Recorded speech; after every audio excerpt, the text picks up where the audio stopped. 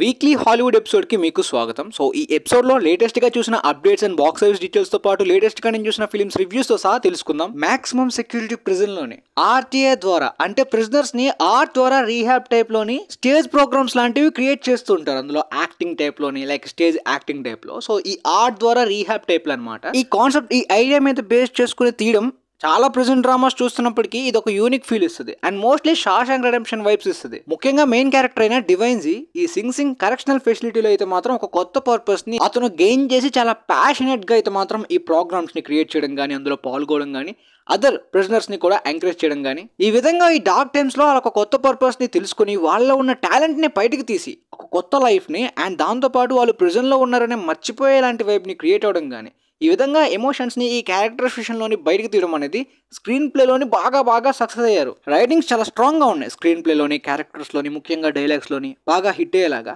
And ముఖ్యంగా స్టోరీలో చెప్పాలనుకున్న పాయింట్స్ కానీ. అయితే ఆర్టిస్టులు అంటే చాలా ఉంటుంది. యాక్టింగే కాదు, రైటింగ్ కాదు, డ్యాన్స్ కానీ, డ్రాయింగ్ కానీ చాలా ఉంటాయి. అలాంటి ఆర్టిస్టులు ఇలాంటి డార్క్ టైమ్స్లో వాళ్ళు ఉన్న టాలెంట్ బయటకు తీసేలాంటి ఎమోషన్స్ కానీ ఇలాంటి పాయింట్స్ కానీ వాళ్ళకి బాగా ఆర్ట్ అంటే బాగా ఇష్టం ఉన్న వాళ్ళకి ఈ స్టోరీ కానీ ఫిల్మ్ కానీ బాగా కనెక్ట్ అవుతుంది. యాక్టర్ కార్మెన్ డొమింగో గారు స్టార్టింగ్ ఫ్రేమ్ నుండి ఆయన ఆ క్యారెక్టర్లో ఎంత ఇన్వాల్వ్ అయ్యారో మనకి క్లియర్గా తెలిసిపోతుంది. లిటరల్లీ జీవించినట్టు ఉంటుంది.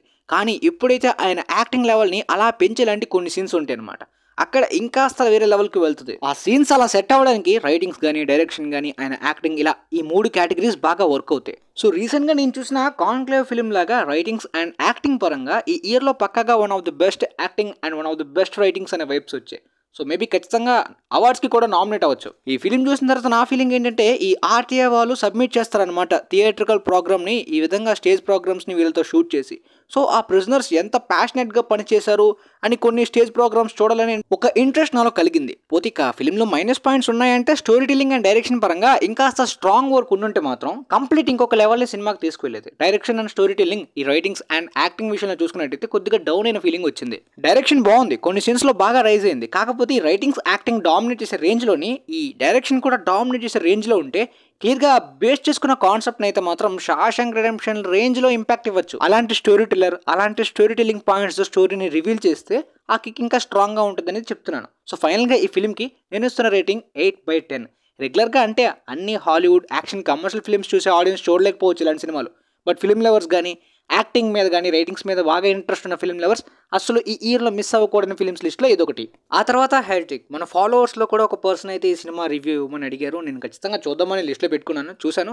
అయితే లెటర్ బాక్స్ జీలో ఇంకా రివ్యూ పెట్టలేదు, కానీ వీడియో చేసిన తర్వాత పెడదాం అనుకుంటున్నాను. ప్రెజెంట్ థియేటర్స్లో రన్ అవుతుంది. అలానే HD ప్రింట్ డిజిటల్ రిలీజ్ కూడా జరిగిపోయింది. ఈ సింగ్ కానీ హెరిటిక్ కానీ చాలా హాలీవుడ్ ఫిల్మ్స్ ఓటీటీలోని స్ట్రీమింగ్ ప్లాట్ఫామ్స్లో అవైలబుల్గా లేకపోయినా చాలా సోర్సెస్ ఉంటాయి. అంటే ఎలా అయినా సినిమాని చూడాలనుకుంటే ఇండియాలో అయినా సరే చూడడానికి చాలా సోర్సెస్ ఉంటాయి. ఎందుకంటే ఇక్కడ బాగా లేట్గా వస్తుంది డిజిటల్ రిలీజ్ అయిపోయిన తర్వాత, సైట్స్ కానీ టోరెంట్స్ కానీ. ఈ విధంగా డెఫినెట్గా ఈ ఫిల్మ్ చూడాలనుకున్నప్పుడు ఇండియాలో ఓటీటీ ఆప్షన్ లేకపోతే ఇంకేం చేయలేం కదా. పోతే ఈ హెరిటిక్ ఈ టైటిల్ వినగానే మీకు అనిపించవచ్చు దేని గురించి అనే దాని గురించి. సో ఆ పాయింట్ అయితే సినిమాలో చాలా ఎక్సలెంట్గా ఉంది. రెగ్యులర్గా ఒక థ్రిల్లర్ లాగా, క్యాట్ అండ్ మౌస్ గేమ్ లాగా ఈ విధంగా ఉండుంటే నార్మల్ టైం పాస్ థ్రిల్లర్ అనే రేంజ్లోనే చెప్పేవాడిని. అంటే చాలా థ్రిల్లర్స్ ఉంటాయి టైంపాస్గా అలా ఎంగేజింగ్గా అన్ఎక్స్పెక్టెడ్గా అలా వెళ్తూ ఉంటాయి, కానీ రీవాచ్ చేయడం కష్టమవుతుంది. సర్వైవల్గా ఒక థ్రిల్లింగ్ ఎలిమెంట్స్ తోటి ఆ విధంగా డిజైన్ చేసే థ్రిల్లర్స్ చాలా వర్క్ అయితే మాత్రం చెప్పే స్టోరీ పాయింట్లో అంత స్ట్రాంగ్ ఫీల్ అయితే ఉండదు. కాబట్టి చాలా థ్రిల్లర్స్ టైంపాస్గా అలా చూడొచ్చు, నార్మల్ రేటింగ్స్ ఇచ్చే రేంజ్లో అనిపిస్తుంది. బట్ ఈ హెరిటిక్ పాయింట్ చాలా ఇంట్రెస్టింగ్ అనిపించింది స్టార్టింగ్ నుండి ఎండింగ్ వరకు. ఎంత ఇంట్రెస్టింగ్గా అంటే స్టోరీ టెల్లింగ్లో రివీల్ చేస్తున్న పాయింట్స్ అంతే ఇంట్రెస్టింగ్గా. అఫ్ కోర్స్ కాంట్రవర్షియల్గా కూడా అనిపిస్తుంది. ఇది ఒక కాంట్రవర్షియల్ ఆర్గ్యుమెంట్ టైప్ అని చెప్పొచ్చు. ఆర్గ్యుమెంట్ని ఎప్పుడైనా లాజిక్తో కొట్టాలి. ఆ లాజిక్తో కొట్టే పర్ఫెక్ట్ పాయింట్ని ఫైనల్ యాక్ట్లో మంచిగా ఎగ్జిక్యూట్ చేశారు. సూపర్ ఇంప్రెస్ అయ్యాను నేనైతే. అందుకనే రెగ్యులర్గా చాలా థ్రిల్లర్స్ రీసెంట్ టైమ్స్లో చూశాను, అవన్నీ కూడా టైంపాస్గా అలా వెళ్ళాయి. కానీ ఇది మాత్రం కొద్దిగా సర్ప్రైజింగ్ అనిపించింది, చెప్పే పాయింట్ కానీ ఎగ్జిక్యూట్ చేసే విధానం కానీ. ఆఫ్ కోర్స్ హ్యూజ్ గ్రాంట్ గారి పర్ఫార్మెన్స్ చాలా ఎనర్జెటిక్గా ఉంటుంది, అంతే ఎనర్జెటిక్గా చేశారు. కానీ మీకు థియేటర్స్లో ఛాన్స్ ఉంటే ట్రై చేయండి, ఎందుకంటే ఇన్ఫ్యాక్ట్ కొన్ని సీన్స్ హారర్ వైబ్స్ చాలా మంచిగా ఇచ్చింది. డార్క్ రూమ్లో చూస్తున్నప్పుడు ఆ హారర్ వైబ్స్ సీన్స్ ఆ ఫీల్ బాగుంది ఎక్స్పీరియన్స్. ముఖ్యంగా క్లైమాక్స్కి వచ్చేసరికి మొత్తం హారర్ ఫిల్మ్ చూస్తున్న వైబ్స్ ఇచ్చాయి. కాబట్టి వీలైతే ట్రై చేయండి. ఫైనల్గా ఫిల్మ్ నేను ఇస్తున్న రేటింగ్ 8.25/10. ఇక బాక్స్ ఆఫీస్ విషయానికి వెళ్తే రీసెంట్గా వెనమ్వర్స్లో అన్ని ఫిల్మ్స్ కూడా యునానిమస్గా రిజెక్ట్ అవుతున్నాయి. కొత్తగా వచ్చిన ఫిల్మ్స్ కానీ అంటే ఫాటిక్ వల్లే కాదు, క్లియర్గా యూనివర్స్ మీద ఇంట్రెస్ట్ పోయింది. క్రిటికల్గా చూసుకున్నట్టయితే వెనమ్ 1 కూడా అంతా మిక్స్డ్ రెస్పాన్స్ ఈ యూనివర్స్లో అన్ని ఫిల్మ్స్కి కూడా. బట్ పర్సనల్లీ క్రిటిక్స్ రెస్పాన్స్ ఎలా ఉన్నా వెనమ్ 1 నాకైతే నచ్చింది, చాలా మందికి నచ్చింది అనుకుంటా. పోతే మిగతా ఫిలిమ్స్ అన్నీ కూడా డిసప్పాయింట్మెంట్. ఇక రీసెంట్గా ఈ వెనమ్ 3 కూడా ప్రాఫిట్స్ అయితే ఏం రాలేదు. ఇప్పటిదాకా 475.5 మిలియన్స్ కలెక్ట్ చేసిన ఈ సినిమా సెమీ హిట్గా ఎండ్ అయింది. చాలా ఇంటర్నేషనల్ అండ్ డొమెస్టిక్ కంట్రీస్లో లాస్ని అలానే ఉంచిందనమాట. ప్రాఫిట్ అయితే మాత్రం ఈ ఫిలిం రావాలంటే 500 మిలియన్స్ దాటి కలెక్ట్ చేయాలి. సో అది ఇక పాసిబుల్ కానట్టే. అయిపోయింది ఫైనల్ రన్. లాస్ట్ వీక్కి ఈ వీక్కి 2.5 మిలియన్స్ యాడ్ అయింది. అయితే పెద్ద లాస్ని పెట్టిందా అంటే లేదు, నార్మల్ లాసెస్, అది పెద్ద మైనర్ లాసెస్ అని చెప్పాలన్నమాట. సో ప్రాబ్లం ఏంటంటే లాసెస్ కాదు, ప్రాఫిట్. ఇలాంటి ఫిల్మ్ కూడా తేవట్లేదు సోనీకి. ఇక గ్లిక్కిడ్ యొక్క లాంగ్ పొజిషన్ చూసినట్టయితే, అంటే లాంగ్ రన్గా ఇన్ని రోజుల తర్వాత చూసుకున్నట్టయితే, ఈ మోవానా 2 ఇబ్బంది కానీ ఒకవేళ లేకపోతే ఆ ఓపెనింగ్ వీకెండ్ నుండి ఈ 2 ఫిల్మ్స్ కూడా లాంగ్ రన్ లో అద్భుతంగా బార్బెన్ హేమర్ రేంజ్ లోని 70% మ్యాచ్ చేయ ఉండేది డొమెస్టిక్ గా. బట్ మోవానా 2 దెబ్బేసింది. అయితే లో స్క్రీన్స్ లో రిలీజ్ అయినప్పటికీ ఇప్పటిదాకా 400 మిలియన్ మార్క్ ని టచ్ చేసిన గ్లాడియేటర్ 2 ఓపెనింగ్ వీకెండ్ నుండి స్క్రీన్స్ ఎక్కువ రాలేదు. R-rated కాబట్టి వికెట్ ఫిలిం కి బాగా దొరికాయి. మోవానా 2 గట్టిగా డామినేట్ చేసింది. ఇక న్యూ ఫిలిమ్స్ వస్తున్నా స్టిల్ ఈ ఫిలిం బాక్స్ ఆఫీస్ దగ్గర ఇన్ని రోజుల వరకు అలా హోల్డ్ని మంచి హోల్డ్ కనిపిస్తుంది. సో ఈ వైబ్స్ బట్టి పారమౌంట్ వాళ్ళు ఇంకాస్త బెటర్ మార్కెటింగ్, మంచి రిలీజ్ డేట్ దొరుకుంటుంటే మాత్రం ఈ సినిమాకి ఇంకా మంచి కలెక్షన్స్ ఒక 600 మిలియన్స్ కైనా టచ్ చేసి ఉండేది. R-ratedగా అదొక అచీవ్మెంట్ అయ్యి ఉండేది. పోతే డెనిల్ వాషింగ్టన్ గారు పాపులర్ ఫేస్ అయినప్పటికీ క్రౌడ్ పుల్లర్ కాదు. ఈవెన్ పెడ్రో పాస్కల్ గారు కూడా. ఇక పాల్ మెస్కల్ అయితే చాలా మందికి న్యూ ఫేస్. సో విధంగా స్టార్ క్యాష్ కూడా లేకుండా ఒక అచీవ్మెంట్ ఆ బ్రాండ్ గానీ ఇంత రెడ్లీ స్కాట్ గారు వరుసగా ఫ్లాప్స్ ఇస్తున్నా ఈ రేంజ్ వరకు పుల్ అవ్వడం, ఇంకొక 20 మిలియన్స్ కలెక్ట్ చేస్తే సినిమా సేఫ్ అవుతుంది. ఇక వికెట్ బాక్స్ ఆఫీస్ దగ్గర చాలా అద్భుతంగా పర్ఫామ్ చేస్తుంది. పార్ట్ 2కి గట్టి స్కోప్ కనిపిస్తుంది బాక్స్ ఆఫీస్ దగ్గర. లైక్ ట్విస్టర్స్ కానీ బీటిల్ జ్యూస్ కానీ ఇవన్నీ కూడా డొమెస్టిక్ గా గట్టిగా పర్ఫామ్ చేస్తే ఇంటర్నేషనల్ గా అంత పాపులర్ కాదు అవి. కాకపోతే ఈ ఫిలిం డొమెస్టిక్ గా వాటికన్నా డబుల్ త్రిబుల్ రేంజ్ పాపులారిటీని అంటే కలెక్షన్స్ లో కనిపిస్తుంది. అది కూడా క్లాష్ టైంలోని. సో గ్లాడియేటర్ 2కి గట్టి ఇబ్బంది అయితే మాత్రం డొమెస్టిక్ గా ఈ వికెట్ అండ్ మోవానా 2 నుండి కనిపిస్తుంది. కాకపోతే ఇంటర్నేషనల్గా గ్లాడియేటర్ 2 అనే కాదు, ఈ వికెట్ అంత పాపులర్ కాదు. పోతే ప్రపంచవ్యాప్తంగా ఇప్పటిదాకా 525.3 మిలియన్స్, లాస్ట్ వీక్ ఈ వీక్ కూడా 70 మిలియన్స్ వరకు దాదాపుగా యాడ్ చేసిందంటే డొమెస్టిక్గా ఈ సినిమా చాలా సెన్సేషన్ అని చెప్పాలి. అంటే ఒక 1 బిలియన్ క్లబ్ రేంజ్ ఫిలిం లాగా డొమెస్టిక్గా పర్ఫామ్ చేస్తుంది. ఇంటర్నేషనల్ మార్కెట్ ఎఫెక్ట్ అంతే. డొమెస్టిక్గా ఇప్పటిదాకా ఈ సినిమా 360 మిలియన్స్ కలెక్ట్ చేసిందంటే నార్త్ అమెరికాలోని బాగా పాపులర్. సో నెక్స్ట్ సీక్వెల్కి అయితే మాత్రం ఖచ్చితంగా 1 బిలియన్ స్కోప్ గట్టిగా ఉంటుంది. ఆల్మోస్ట్ ½ బిలియన్ అయితే మాత్రం ఈజీగా నార్త్ అమెరికా నుండి గట్టి కాంట్రిబ్యూషన్ ఈజీగా వచ్చేస్తుంది. ఇంకా ఎక్కువ కూడా రావచ్చు. ఎందుకంటే రెగ్యులర్గా వచ్చే ఫ్రాంచైజ్ సీక్వెల్స్ లా కాదు, క్లిఫ్ హ్యాంగర్ తోటి ఎండ్ అయింది కాబట్టి ఆ హైప్ని ఖచ్చితంగా వాడుకునే లాంటి పార్ట్ 2 హైప్ ఉండొచ్చు. నెక్స్ట్ ఇయర్ రాబోతుంది కాబట్టి. ఇక తర్వాత మోవానా 2 కొద్దిగా స్లో అయిందా అనే వైబ్స్ వచ్చాయి. అంటే ఆల్మోస్ట్ 117 మిలియన్స్ కలెక్ట్ చేసింది లాస్ట్ వీక్ ఈ వీక్కి. పెద్ద స్లో అయినట్టు కాదు, పెద్ద ఇంపాక్ట్ కాదు. కాకపోతే 1.5 బిలియన్స్ వరకు రేంజ్లో కనిపించింది ఓపెనింగ్ వీకెండ్. అంటే ఫ్రోజన్ 2 కన్నా ఆల్ టైమ్ రికార్డ్ రేంజ్లో ఓపెన్ చేసింది కదా. సో కానీ యానిమేటెడ్ ఫిల్మ్స్ని మనం ఎప్పుడు కూడా జడ్జ్ చేయలేమన్నమాట. ఒక వీక్ నార్మల్గా పర్ఫామ్ చేసినా ఎప్పుడు నెక్స్ట్ వీక్ లెగుస్తుందో, ఎన్ని వీక్స్ వరకు లాంగ్ రన్ కంటిన్యూ అవుతుందో, ఎప్పుడు థియేట్రికల్ రన్ ఎండ్ అవుతుందో ఎవ్వరు కూడా ప్రిడిక్ట్ చేయలేరు. అలాంటి రన్ ఉంటుంది మోస్ట్లీ యానిమేటెడ్ ఫిల్మ్స్కి కిడ్స్ ఫ్యామిలీస్ నుండి. కానీ ఈ ముఫాసా కానీ సోనిక్ థర్డ్ పార్ట్ కానీ 2 వచ్చిన తర్వాత ఈ ఫిల్మ్కి ఖచ్చితంగా ఎఫెక్ట్ అయితే క్రిస్మస్కి ఉండొచ్చు అని అనుకుంటున్నాను. సో ఆ ఎఫెక్ట్ వల్ల ఫ్రోజన్ 2ని ఫిలిం బీట్ చేయలేకపోవచ్చు అని కూడా కనిపిస్తుంది. బట్ ఇప్పటిదాకా ప్రపంచవ్యాప్తంగా 717 మిలియన్స్ దాటి కలెక్ట్ చేసిన ఈ సినిమా గట్టి ప్రాఫిట్స్ వచ్చే ఖచ్చితంగా 1 బిలియన్ క్లబ్లోకి ఎంటర్ అయిపోతుంది. ఎంత లేట్ అయినా సరే ఖచ్చితంగా లాంగ్ రన్లో ఎంటర్ అయిపోతుంది. కాకపోతే ఈ ముఫాసా యొక్క ఇంపాక్ట్ అయితే మాత్రం పార్ట్ 1 అదే లయన్ కింగ్ రేంజ్లో ఉండకపోవచ్చు. అది ఎందుకనే దాని గురించి మీకు క్లియర్గా చెప్పా. సో ఒక యాక్టర్ని స్టార్ని ప్రమోట్ చేసుకుని యూజ్ చేసుకోవడం వేరు, నార్మల్గా యానిమేటెడ్ ఫ్రాంచైజ్గా ఓపెన్ చేసుకోవడం వేరు. కాకపోతే లాంగ్ రన్లో ఖచ్చితంగా 1 బిలియన్ కొట్టే ఛాన్స్ ముఫాసాకి కూడా చాలా ఈజీగా ఉంది. సోనిక్ 3 నార్మల్గా పర్ఫామ్ చేయొచ్చు కొంతవరకు, మరి 1 బిలియన్ కాదు. ఇప్పటికే చాలా వరకు ఆ ఫ్రాంచైజీని లాగుతూనే ఉన్నారనే ఫీలింగ్ నాకు. చూద్దాం థర్డ్ పార్ట్ ఏమైనా కొద్దిగా బెటర్గా ఉంటుందా అనేది. ఇక తర్వాత క్రేవన్ ది హంటర్ ఊహించినట్టే గట్టి ఫాటిక్. మొత్తం సోనీ యూనివర్స్ ఫిలిమ్స్ ఎవరో చూద్దామనే ఇంట్రెస్ట్ కంప్లీట్గా కోల్పోయింది. దాంతోపాటు యూనివర్స్ ఎండ్ అవుతుందా ఇంకా కంటిన్యూ చేస్తారనే క్లారిటీ లేదు. అంటే ఎండ్ అవుతుందన్నారు, తర్వాత కంటిన్యూ అవ్వచ్చు అనే పాసిబిలిటీస్ కూడా అంటున్నారు. సో మనకు అవన్నీ ఎందుకు కానీ. ఇక క్రేవన్ ది హంటర్ కానీ ముందు ఫస్ట్ టీజర్ రిలీజ్ చేశారు కదా, ఆ రిలీజ్ డేట్కి ప్లాన్ చేసి వచ్చుంటే ఎంత ఫాటిక్ కనిపించుండేది కాదు. కాస్త కలెక్షన్స్ ఎక్కువ వచ్చి ఉండేది. టాక్ బాగుంటే హిట్ అయ్యేది, కంటెంట్ బాగోకపోతే అప్పుడైనా ఫ్లాప్ అయ్యేది. బట్ ఇంత డిలే అయిన తర్వాత మొత్తం ఫాటిక్ రీసెంట్ మేడమ్ వెబ్ మీద వెనమ్ 3 తర్వాత. సో ఈ ఫాటిక్తో క్లియర్గా రిజెక్షన్ అయితే మాత్రం ఓపెనింగ్ నుండే కనిపించేసింది. ఇంకా ఆ విల్లిన కొంతమంది ఎవరు అనే ఫీలింగ్ అనుకుంటుంది. నార్త్ అమెరికాలోని 11 మిలియన్స్ వచ్చాయి. అంటే ఎగ్జాంపుల్గా చెప్తున్నా, క్రిటిక్స్ కొంతమంది వెళ్తే కూడా అంత రావు. అంటే రెగ్యులర్గా కొంతమంది ఆడియన్స్ కూడా ఎవరు వెళ్ళారు ఈ సినిమాకి ఇంకా అనే ఫీలింగ్ వచ్చింది.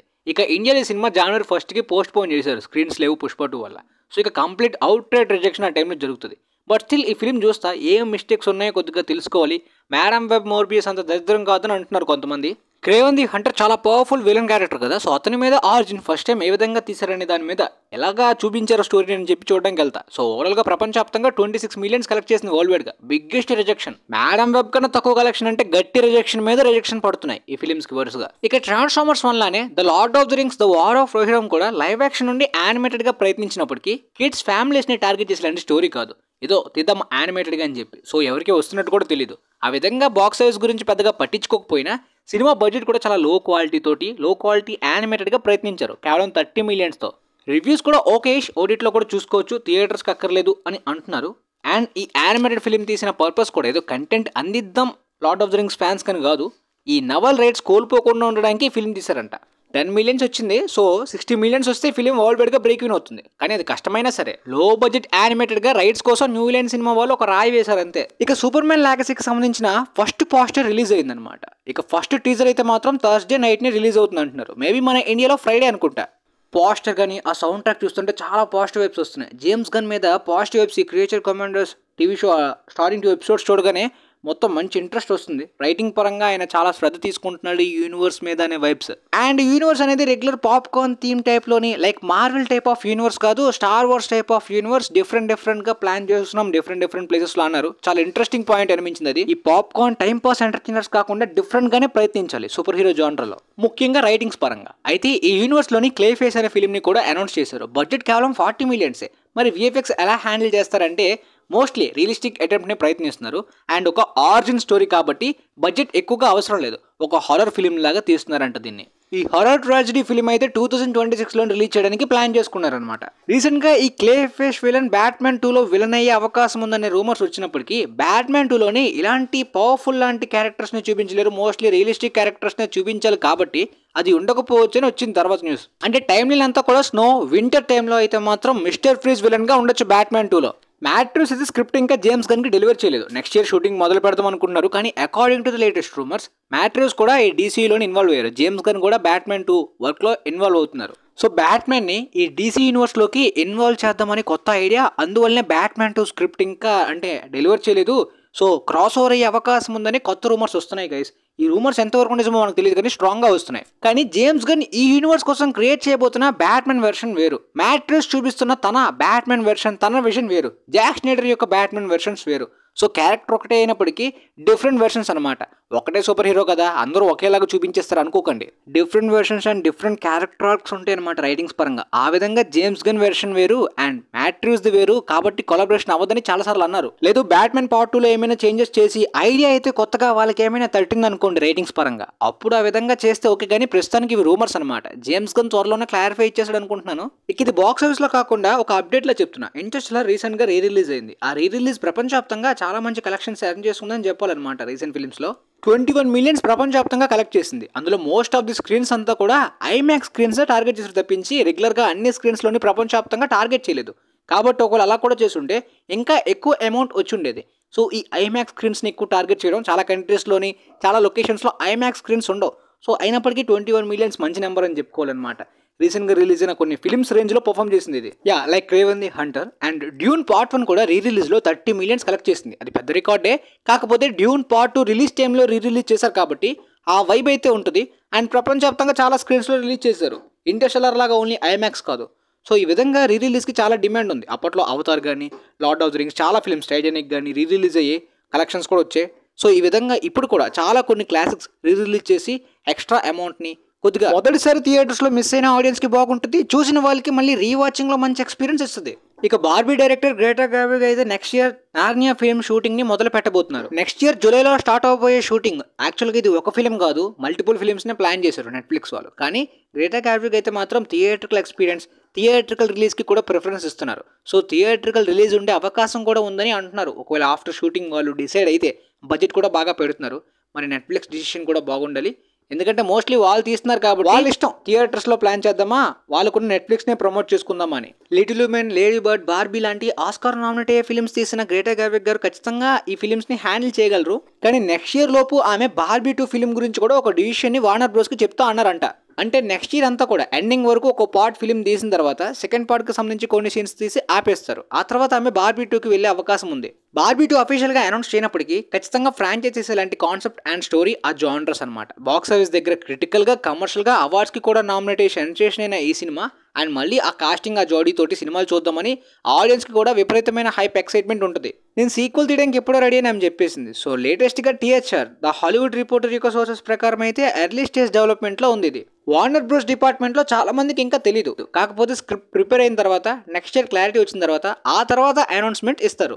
ఇక గ్రేటర్ గార్విక్ గారు నెట్ఫ్లిక్స్ తో ఇరుక్కున్నట్టే ఆల్రెడీ హెన్రీ కేవల్ చాలా ఫ్రాంచైజెస్ కి సైన్ చేశాడు కదా, అందులో వార్ హ్యామర్ యూనివర్స్ కి కూడా సైన్ చేశాడు. దాని మీద అప్డేట్ లేదు ఎప్పట్లేదు అని మీకు చెప్పాను కదా. తర్వాత ఈయన అప్కమింగ్ లైనప్ కూడా చాలా బాగుంది. దాని మీద ఒక పోస్ట్ పెడతా రెగ్యులర్ గా చేస్తున్నట్టు. వోల్ట్రాన్ ఫ్రాంచైజ్ యొక్క షూటింగ్ మొదలైపోయింది హెన్రీ కేవల్ గారిది. నెక్స్ట్ ఇయర్ స్ప్రింగ్ లోని జాన్ విక్ డైరెక్టర్ తోటి హైలాండర్ షూటింగ్ మొదలవుతుంది. అది ఫ్రాంచైజ్. ఈ war hammer video game franchise ఎప్పుడూ అనౌన్స్ చేశారు. ఇప్పుడు క్లారిటీ వచ్చింది. యూనివర్స్ గా ప్లాన్ చేసిన దీన్ని మొదట వెబ్ సిరీస్ గా ప్లాన్ చేస్తున్నారు. అమెజాన్ ప్రైమ్ లో ఇరుక్కున్నారనమాట. తర్వాత ఫిలిమ్స్ తీయచ్చంట ఆ సిరీస్ యొక్క రెస్పాన్స్ బట్టి. సో నిజంగా ఫిలిమ్స్ గానే ప్రయత్నించాలి సినిమాటిక్ యూనివర్స్ గా ప్లాన్ చేసినప్పుడు. ఈ కంటెంట్ కూడా థియేటర్స్ ఎక్స్పీరియన్సే బాగుంటుంది కదా. సో అందువల్ల అనమాట. చూద్దాం మరి అమెజాన్ ప్రైమ్ ఏ విధంగా ప్లాన్ చేస్తుందో. ప్రస్తుతానికి సిరీస్ గానీ థియేట్రికల్ ఫ్రాంచైజ్ యూనివర్స్ గా కూడా ప్లాన్ చేశారు దీన్ని. ఆ తర్వాత మరొక ఇంట్రెస్టింగ్ అప్డేట్ లాస్ట్ వీక్ నే మనం తెలుసుకున్నాం. అవెంజర్స్ 5 డూమ్స్డేలోని క్రిస్ ఎవన్స్ గారు కూడా రిటర్న్ కాబోతున్నారు. ఏ రోల్ అనేది కన్ఫర్మ్ కాలేదు కానీ మోస్ట్లీ చాలా మంది క్యాప్టెన్ అమెరికా, మరి కొంతమంది నోమాడ్ ఇలాంటి పేర్లు వినిపిస్తున్నాయి. అయితే రీసెంట్ రిపోర్ట్స్ ప్రకారం ఈ ఫిల్మ్లోని పెగ్గీ కార్టర్గా హేలే అట్విల్ గారు కూడా యాక్ట్రెస్ కూడా జాయిన్ అవబోతుంది. పెగ్గీ కార్టర్ రోల్లోనే ఆమె జాయిన్ అవబోతుంది, కన్ఫర్మ్ అయింది. సో దాన్ని బట్టి ఈయన ఒకవేళ నోమాడ్ చేసినా క్యాప్టెన్ అమెరికా రోల్ చేసినా పెద్ద తేడా ఉండదు. ఓన్లీ క్యాప్టెన్ హైడ్రా అయితేనే తేడా ఉంటుందన్నమాట. ఎందుకంటే క్యాప్టెన్ అమెరికా నోమాడ్ ఇద్దరు తేడా లేదు. నోమాడ్ అంటే ఇంకేదో క్యారెక్టర్ కాదనమాట. ఆల్మోస్ట్ ఒక సీక్రెట్ ఐడెంటిటీ క్యాప్టెన్ అమెరికా, అదే ఒక డిఫరెంట్ సీక్రెట్ ఐడెంటిటీ లాంటి క్యారెక్టర్ అనమాట. సో స్టీవ్ రోజర్సే. ఎందుకంటే ఇనిషియల్ ప్లానింగ్స్ ప్రకారం stand alone Chris Evans Captain America film గురించి పెగ్గీ కార్టర్ని అండ్ క్యాప్టెన్ అమెరికాని తిరిగి తీసుకొద్దామని అనుకున్నారంట. సో ప్రస్తుతానికి వీళ్ళిద్దరు అవెంజర్స్ 5 డూమ్స్డేలు ఉన్నారు కాబట్టి అదొక ప్లాన్ కి ప్రస్తుతానికి సిమిలర్ గా అనిపించవచ్చు. ఆ ఒరిజినల్ ప్లాన్ ఆ క్యాప్టెన్ అమెరికా స్టాండ్ లోన్ ఆ ఫిల్మ్ అయితే ఆగిపోయింది, ఆ ప్లాన్స్ అన్ని కూడా. సో ఇప్పుడు చూస్తుంటే మళ్ళీ ఆ ప్లాన్స్ రీచెక్ అయ్యే అవకాశం కూడా ఉందనిపిస్తుంది. ఆమె ఆల్మోస్ట్ ఫిక్స్ అనమాట. క్రిస్ ఎవన్స్ కూడా కాస్టింగ్ లో కన్ఫర్మ్ అయిపోయాడు అవెంజర్స్ డూమ్స్డేలో. చూద్దాం ఏమవుద్దు. తర్వాత స్టోరీ గురించి, నోమాడ్ ఆరిజిన్ గురించి, క్యాప్టెన్ హైడ్రా గురించి వీడియోస్ చేస్తే మీకు క్లారిటీ వస్తుంది. మాక్సిమం ఏ ఇంపార్టెంట్ న్యూస్ ని కూడా మిస్ అవ్వకుండా మీ వరకు అందించడానికి ప్రయత్నిస్తానమాట. సో మొత్తానికి మీ ఫ్రెండ్స్లో ఎవరికైనా డౌట్స్ ఉంటే వీలైతే వాళ్ళకి కూడా షేర్ చేయండి, యూజ్ అవ్వచ్చని అనుకుంటున్నాను. And thanks for watching guys.